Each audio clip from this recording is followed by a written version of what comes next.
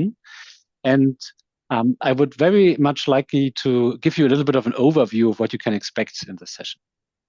So the whole idea of the session is to help you to learn and get valuable insights about submitting a paper or a PDW to the Academy of Management.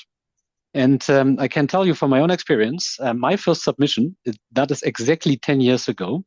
And back at that time, I would have wished that such a format and such a webinar would have existed, because it would have helped me a lot to actually figure out all the different things and ask questions.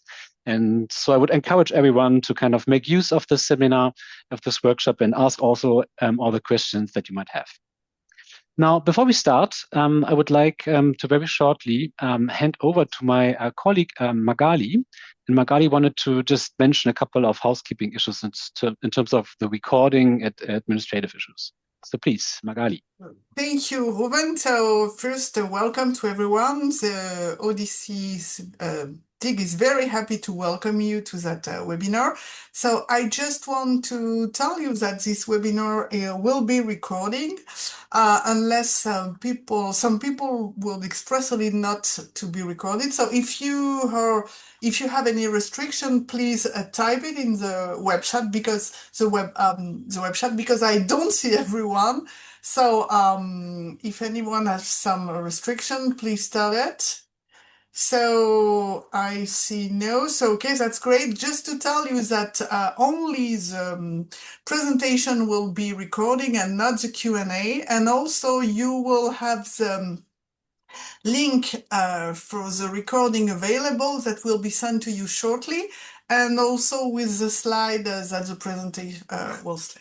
So enjoy, and thank you very much for your attendance. Thank you very much, Magali. So what can you expect from this session? Very short note on the agenda. So the way we have organized the workshop is that we now have a short welcome and introduction. Afterwards, we will talk a little bit about the submission process, and I think James will give you an insight how that works and explain a little bit the overall process. Afterwards, we have Nina, and Nina will explain you a little bit about the process of preparing submissions. So what is also important? What are kind of tips and tricks a little bit that you might consider when preparing a submission? And then, in the end, we have a lot of time for open discussion and Q&A. So feel free to ask all the questions that you have. And we have our great panel and everyone else in the room from the ODC division. And we are very helpful, willing to help and answer all those questions. Now, before I basically introduce our presenters, I think it perhaps makes also some sense to kind of spend a minute to explore a little bit who's here in the room. And we have prepared a short poll to get an idea of that. So I will now start the poll, and it's just 2 questions, and I would like you to very quickly respond to those. I will now launch the poll, and you should now have it on your screens. First question is a little bit about how long you have been part, or perhaps not yet, part with the ODC division. The second question is a little bit about your experience as a submitter to conferences, journals, etc. Okay, great. I see the first responses coming in. Give you a little bit of time.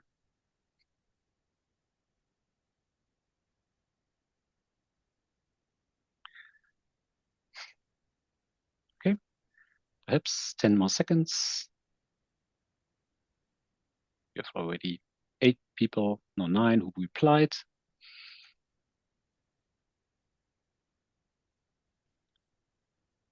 Okay, let's end the poll. And I also going to directly share the results. So what do we see? We see how long have you been part of the ODC division. So we have a lot of variance here in terms of we have some people who are not members yet. So we hopefully can convince you to become members very soon. We have a couple of people who just joined and who just joined recently over the last 2 years. And we also have a couple who are with us for a very long time, more than 10 years. That's great. So what's the experience as a submitter? Here again, we have a lot of variants. So we have a couple of people who have previously submitted proposals or papers to AOM.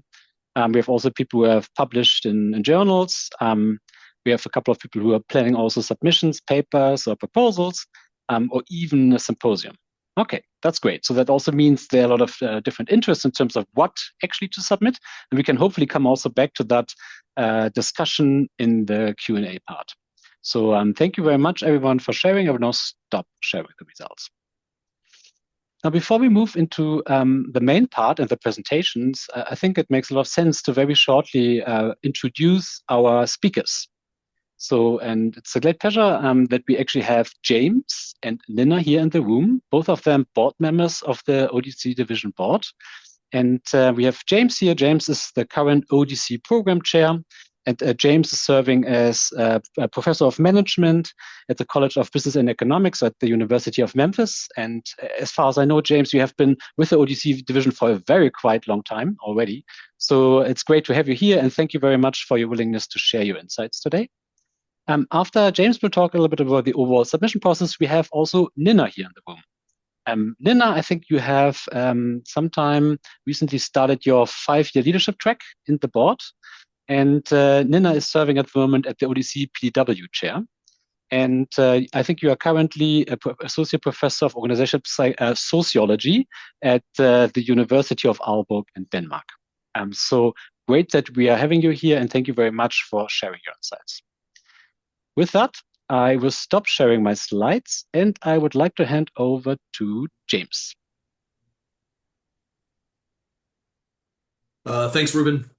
So actually, we're going to talk about sort of the submission process and preparing submissions kind of together. So we're going to be weaving in and out. I'm going to share the slides, and Nina will jump in, from time to time to talk about PDW submissions and whatnot. I'm going to go ahead and share the slides. Give me 1 second to get this started.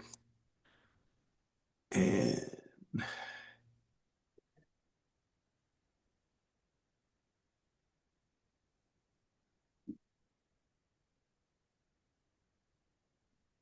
let's see.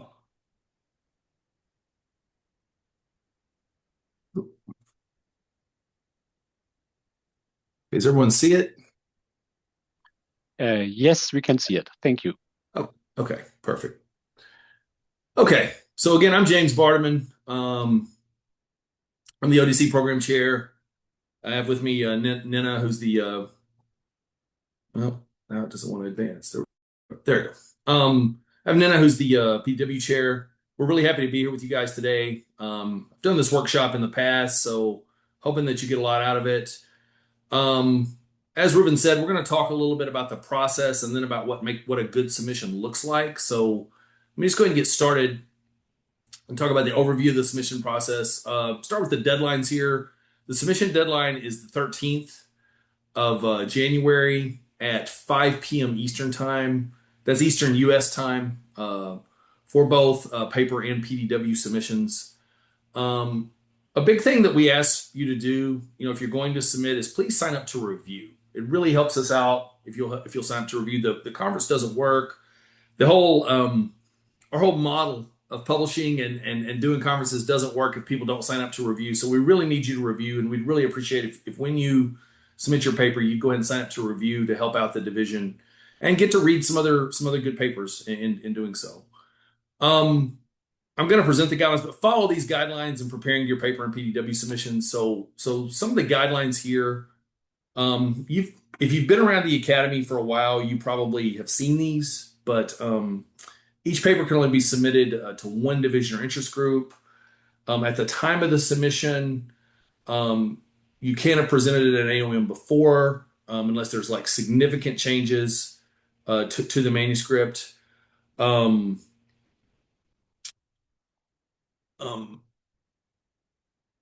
It must not have been in a journal or published in AOM before. So you can't have this under review at a journal already. I think the rule is if you submit to AOM, you can then submit to a journal afterward with this paper, but it needs to be submitted it needs to be originally under review at the conference before you do anything else with it. You can't have, and then if you do submit it after the deadline, you submit to AOM, then you submit to a journal. It can't be on a preprint server or anything like that until the conference happens. So keep your paper off of preprint servers. Keep it out of print before the academy happens if you submit it to AOM. This is not going to prevent you, submitting to AOM is not going to prevent you from publishing in a journal subsequently. That's been an issue in the past where, when we published the proceedings, people have then submitted their paper to the journal and the journal said, hey, it's already been published somewhere. It's in the proceedings of AOM. This is plagiarism. Now you're self-plagiarizing, so we can't do this. We do not publish the proceedings anymore like that. The abstract is the only thing that is shown. And so this will not count as a pre-publication. And so, you can do that. So, and your work at AOM workshops don't count either. You cannot change the paper after you submitted it. So once you upload the paper, the deadline passes, there's no changes once that happens. The formatting of the manuscript is the typical AOM style. The maximum length's 40 pages. That includes everything: figures, graphs, tables, references. It's the classic AOM format, Times New Roman font, 12 point, 8.5 by 11 margins, 1 inch margins around, 8.5 by 11 page setting. You can single space the references, remove all author identifying information. You guys who've been around this profession for a while know this is common practice. You don't know identifiers. This is blind peer review. So take all that stuff out and put it all in one document. Put it all in one Word file or a RTF or a PDF or whatever. But it's you don't separate out your figures and your main document of your manuscript body. Just put it all in one thing. Use the AOM style guide. I don't know if we're going to share these slides or not, Ruben, but I've got a link to it here in the slides if you're going to share these. If not, if you just Google AOM style guide, it'll come up really easily. But basically, the style guide just says what I've said on the prior slide. So everything you need is right there to understand how to do it. It's just following the old AOM model. One thing that's different when you submit to AOM, so you're gonna start the submission process, and it's gonna give you a 5-digit number for your submission. So like 1, 2, 3, 4, 5. Go ahead and put that as the upper right header of your paper. That's what the AOM asks you to do. Put that ID number as the upper right header of your paper. Make sure you number the pages in your document. My old doctoral advisor, John Amos, had a big pet peeve about pages not being numbered. Reviewers can't reference where they want you to look at something. The arguments on page 5 were not strong enough. You can't do that if you don't have the page number in there. So if you do a Word document, it's going to convert it to a PDF. And please, double check, look at the proof once you've uploaded it and make sure that everything looks right when you do that. Okay. So now Nina's going to talk about the PDW guidelines. Thank you. So the PDW submissions are a little bit different, right? Because you're submitting sort of your pitch for a professional development workshop. They can also only be submitted to one sponsor, one division. And they must be a minimum of 4 pages and must be included and organized in this order. So you have your title page, again with the 5-digit submission number. You have the title of the workshop, the name of the primary sponsor, and a 250-word abstract. And then you have a page where you explain why this workshop would be of interest to the specified sponsor. So if you're submitting to us in the Organization Development and Change Division, sort of give us the good pitch of why this workshop should be entered into our PDW program. So we also need to know, of course, what it is that is actually in the workshop. And that's what happens on page 3 and 4. On page 3, you have the description of the workshop's format. And that's actually sort of a very interesting page to work with when you're submitting this kind of submission, because it's a professional development workshop and you can sort of be creative. Is it sort of structured with specific intent to sort of facilitate engaged dialogue? Sort of what is actually in here, right? And that's also what happens in the last section is the overview of the workshop. If you want, you can create a table with sort of a timetable of what's going to happen, the program a little bit more detailed out. But again, you look at the submission guidelines. think of the PDW submissions as a pitch to what you want to do in practice when you get to the academy. Yeah, I think that's what I'm going to say. Also, James, we had a question in the chat. I don't think we've coordinated if we want to take the questions at the end, or Reuven, do you have a... So I would collect the questions and then go through them perfect. at the end. Super. Okay, great. Thank you. Yeah, we'll handle those in the Q&A. So thank you for that, Nina. Now I'm going to talk about preparing manuscripts for submission. So we're going to kind of do this together. Nina and I will sort of oscillate back and forth talking about what a good submission looks like. I saw the question in the chat. This may help sort of answer that question a little bit. We'll still talk about it at the end, but this may help a little bit as well. So, what does it require to publish or to have your paper accepted in the ODC division? I'd say one thing is a clear theoretical contribution. We are a division where we have theory and practice. So a good practical contribution, if that's the focus, an add-on I'd say here is a good practical contribution would be a thing as well. But the big thing is you want to spot a gap, something we don't know, or you want to resolve some tension in the literature.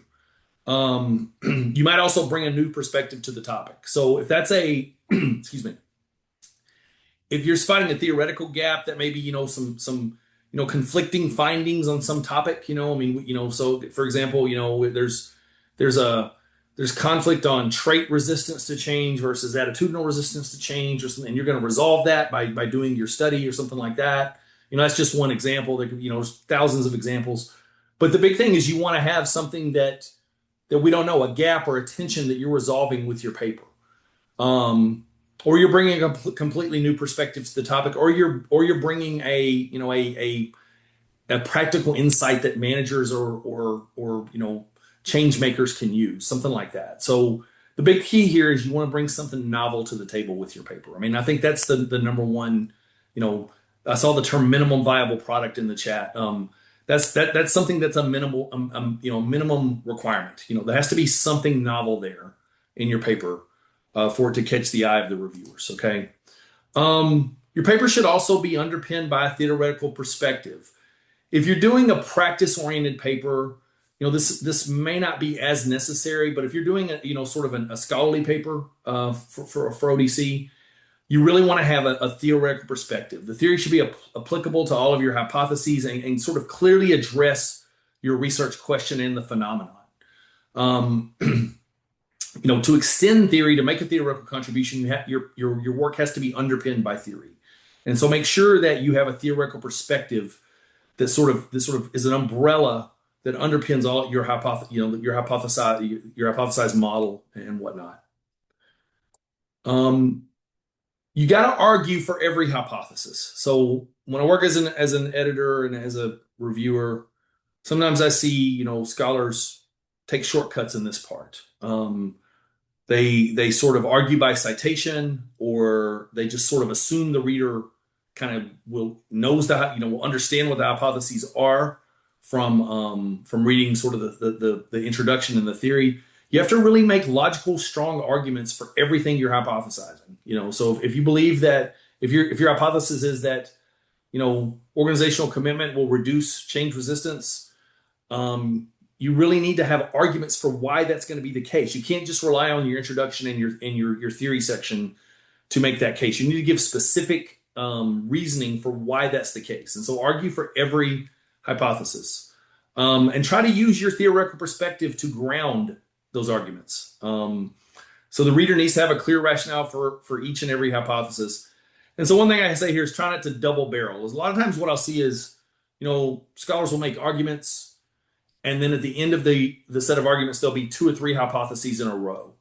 You're really better off not to do that. It's really better if you have individual arguments for each hypothesis. Double barreling sort of indicates that the arguments might be a bit vague or not specific for each hypothesis, and so you want to try to avoid that if you can.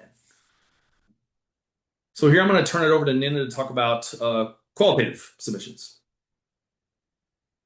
Thank you. Yes, so I'm a qualitative researcher, and so generally we don't work with hypotheses, at least not in the same way as when you work with quantitative methods. But theory is super important in qualitative research as well. One way to think about this is that you address a theoretical puzzle, right?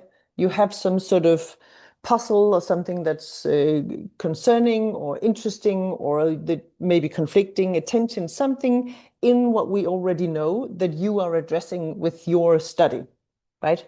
And just as James said, when you work with hypotheses, when you work with qualitative methods, you must also argue for why this, right? Why this theoretical puzzle? Some call it a positioning, right? In this conversation, in this debate, in these conflicting views, why is this the theoretical puzzle that you are addressing, and how does this very clearly link to the research question that you're posing, or research questions, and the research phenomenon, what you're trying to understand and learn more about. And again, here, the clear narrative grounded in the theory that you're using is also very important. And for qualitative research, theory again becomes super important as you sort of move into the other sections of your paper in the analysis. A really, really important sort of golden rule is show, not only tell us what you found. Because in qualitative research, we need to be led into sort of the machinery of your analysis so we can see how you work with the theory and the data and your analysis and follow the different steps and see the links between them.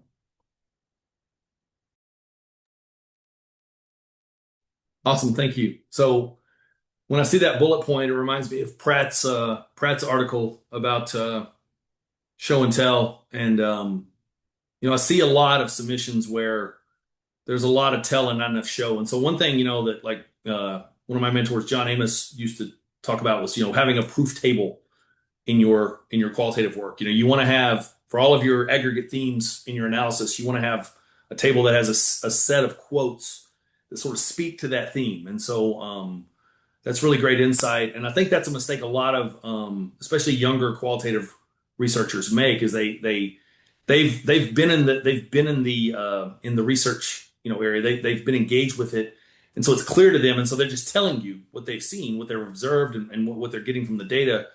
But they forget to show to show the reader, here's the evidence, here's the proof, here's the credibility for these findings. And so I think that's really important. So thanks. That's really good insight. Back to quantitative stuff. I think this could also go for qualitative as well. Like I think we have this bullet in here. And the analysis you're going to use, the methods you're going to use is going to be based on your data and your design. And so I've published quant and qual research over my career. It just depends on the question I'm asking. If I'm doing process research, I'll go in and do casework. Whereas if I'm asking very clearly defined questions where there's variance involved, I'll do quantitative work. But even within quantitative and qualitative work, your design and your analysis is going to be based on what you're trying to answer and what data you have available. And so try to fit your data and your analysis and your methodology with what you're trying to do. And so the bullet here on qualitative is show us the connection between your RQ theory methods, data, and your findings. I'd say that's actually a great bullet point for quantitative work as well. I mean, you want to, if you're comparing two groups, you're going to do a t-test. If you're looking to predict, a linear model, you're going to do regression. And so choose your methodology to fit your research question. So the discussion, this is again sort of the model for a quantitative paper. You want to make sure you discuss your theoretical contributions. If you go back to that original slide on the intro I had, you need to state your, find that gap or that tension. You need to tell the reader how you did that, how your study did that, how your study resolved that gap or resolved that tension. Tie it back to what you put in the introduction. In the introduction, you should have spotted that gap or talked about that tension. The discussion section should tie that. You tie the results of your study and how you did that back to what was in the introduction. one thing, situate your contributions in the literature. If you say that there's conflicting findings, and that's what you're resolving, talk about how your study sits between those conflicting findings and reference that prior work and say, hey, look, Smith 2022 said this and Johnson 2025 said this. We're resolving it by we're situating our findings between those two, and here's how. So that's a really good way that really drives home the power of your contribution to the reviewer, and that'll help your paper, be recognized as being novel and being innovative and impactful. A pet peeve of mine, again. Can I add something a little bit? So a colleague of mine has this really sort of nice analogy, I think. He says it's a little bit like you're jumping on a trampoline. So your introduction and your theoretical discussion is your jump off point, and then you do your work, but you have to land again, right? You have to land back into this conversation. If you don't, it's really, really difficult for a reader to see what did you actually contribute to with, because you're not re-engaging with the conversation. So that's a good sort of way of memorizing it, I think. Yeah, that's a really good metaphor. I'd not heard that one before. That's a good one. But yeah, I mean, and again, it just brings home kind of what, it brings home what's on this slide here. I mean, the big thing is find the contribution, state it up front, and then come back to it in the discussion. And that way the reader can't miss it. And they're going to they'll be able to see the impact and the innovation of your work. The pet peeve I have is, I see, especially with younger scholars, that they see novelty as this has not been done before, and that's really not sufficient. In fact, my advice would be don't do this. Don't say that, because just because something hasn't been done before doesn't mean it's interesting or novel. And so, I haven't, no one studied, wearing brown shoes on a Monday does to, maybe they have actually, but just because it hasn't been done doesn't mean that it's necessarily important. And so, find a different way to talk about why your work is important is what I would say here. Especially for our division, because we sit at the intersection of theory and of scholarly work, practical work, theory, practice, rigor, relevance. Practical implications are really important. In fact, if your paper has a practitioner focus, I would flip these two. I would say the practical implications are, you need to talk about, why the practical implications are important if you have a practice implication. So I've sort of patterned this presentation based on a traditional scholarly work, toward a theory-based journal. Whereas, all you would need to do if you have a practitioner-oriented paper is just sort of flip everything. Make about the contribution to practice. What's the contribution to practice? Why is it important? So it's really important for our division to have practical implications. I will say, in OB or somewhere like that, they'll have a paragraph of practical implications and then they're fine, right? For us, practical implications are really important because we do care about the intersection of scholarship and practice. And so make sure you include strong practical implications. And again, if you've got a practitioner-oriented paper, that will come first probably before any implications for theory or scholarship. So just make sure you have a strong practical implications part. Limitations, if your work has limitations, please note them. That's an important thing. Reviewers like to see that. If your design is, your sample size is low or your design is a little bit weak, note that thing. Have your future research ideas in there. What your work means for future research or future practitioner implications, and then just throw in a short conclusion, and that'll conclude your paper. So the question was, what does the product look like? This is it. If you can execute what we've talked about here, you'll have a very good chance of having a successful submission to our division, and then subsequently probably a successful submission to a scholarly journal. So that's sort of this is, if I'm being honest with you, this is sort of what I talk about with our doc students in our doc program. I talk to them about how to do a good paper. So I hope this is insightful for you. Some final things. Nina, feel free to jump in because I know you'd contributed here as well. The paper has to be written well. If a reader can't understand, what you're trying to say, they're going to struggle.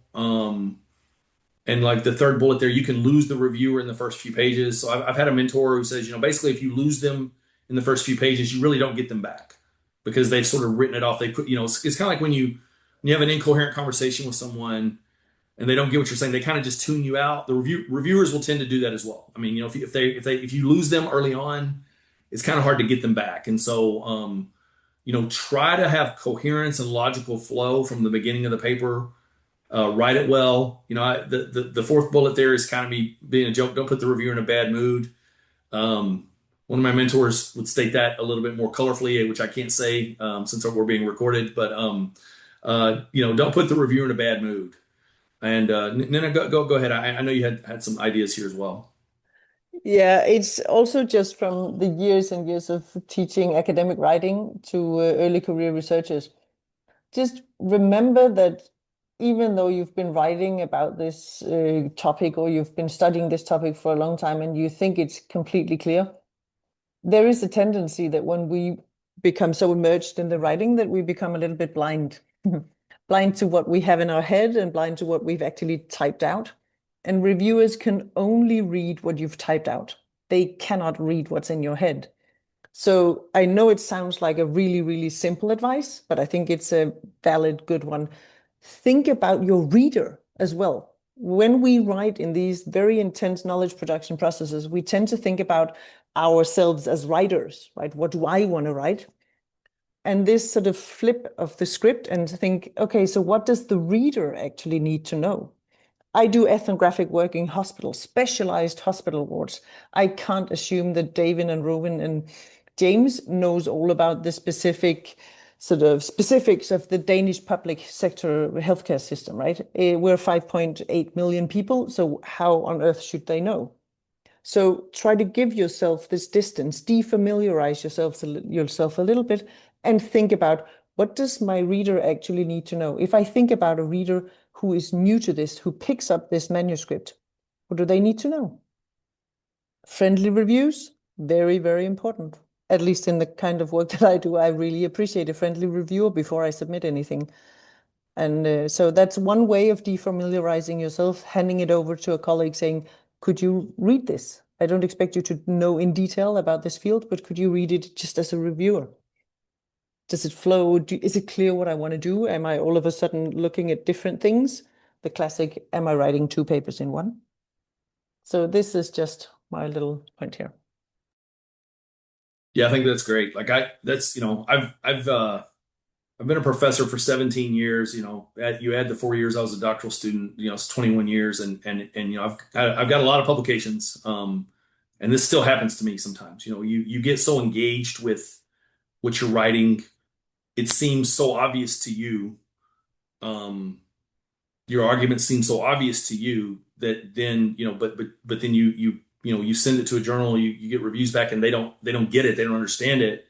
And then you look at it again after 3 months and you go, oh, wow, I see now why they didn't understand it. It's very easy to become sort of too familiar with your own work and kind of lose sight of it. So I know that we're going to handle questions at the end, but I saw the question in the chat about what the level needs to be. I think I can answer that real quick before we move on to our final slide here. I think that you need to have all of these components. Do they have to be as well developed as they might be for a journal? I mean, no. Part of the in my view, part of the conference process is to help you develop your paper. And so I'm not looking for necessarily top level journal quality development of the work, but you do need to have all of the components that we've discussed here. So if your arguments are not teased out as well as they might need to be for a journal, that you can probably survive with that. But you do need to make arguments, So the answer is I'm not trying to give sort of a halfway answer, but the answer would be that it does not have to be the level of development as you would need for a journal, probably. Although that would be great, I'd always appreciate that if you did. But you do need to have all of the components. You can't not have a discussion section. You can't not have, contributions from the work. They may not be developed. You may not articulate them as well as you might for a journal, but you have to have all of the actual components of a paper to be successful, probably submitting to the division. So that would be what I would say. It doesn't have to be up here, but they have to exist. I think that would be the insight I would give on that. And if I can add something, I would say that, again, think about your reviewer. How can you help them help you?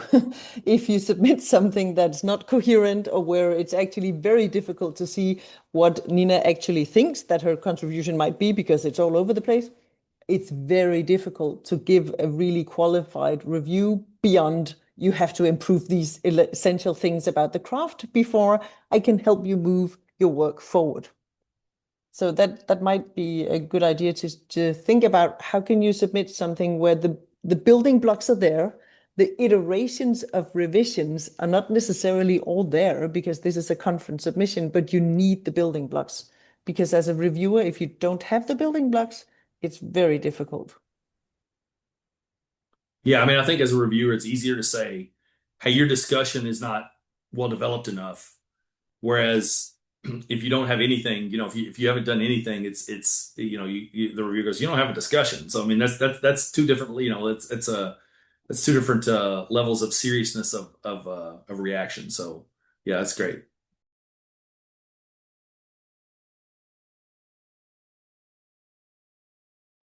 I hit mute accidentally. I said we have one final slide on PDW, what a good PDW submission looks like. So then I'm going to hand it over to you for that. Yeah, and this is actually, I'm just going to be very quick here, but it's really important that you think about, and if you are more than one submitter, which you usually are, in a PDW submission, think about and discuss among you, why this PDW? Why this division, right? What would be a good title to catch attention, for instance? Work with every aspect of the submission that you have. How do I best represent this PDW in a 250-word abstract? Right? What's in it for the sponsors and the participants? What are they getting if they come to this PDW? That can be very different, right? Does the format support the why claim? If there is a big why claim, you should come to this discussion, this PDW, because you're going to be in lovely conversations with a lot of colleagues, and then it's very sort of one-directional. Nina is just speaking on you for 45 minutes. That's not a very coherent submission. So think about that. Yeah. And think about the timing and the flow. I think I've submitted a lot of PDW proposals, and we tend to, in our first drafts, be very optimistic with the time because we think, oh, we got to pack a lot in there. But remember that it's also a conference where conversations and flexibility to capture the sort of unpredictability of a PDW, because that's the beauty of this specific format, is that people who go to the PDW on the day, they also bring something. So think about that. Yeah. So that's going to conclude. I'm going to stop sharing, Ruben, and hand it back over to you. And I guess we'll be ready for Q&A. Yes. Well, I think I'm going to stop sharing. I got to figure out how to stop sharing. Thank you very much, James and Nina, for your wonderful presentations and sharing all these insights. So I guess we are now stopping the recording, and we open the floor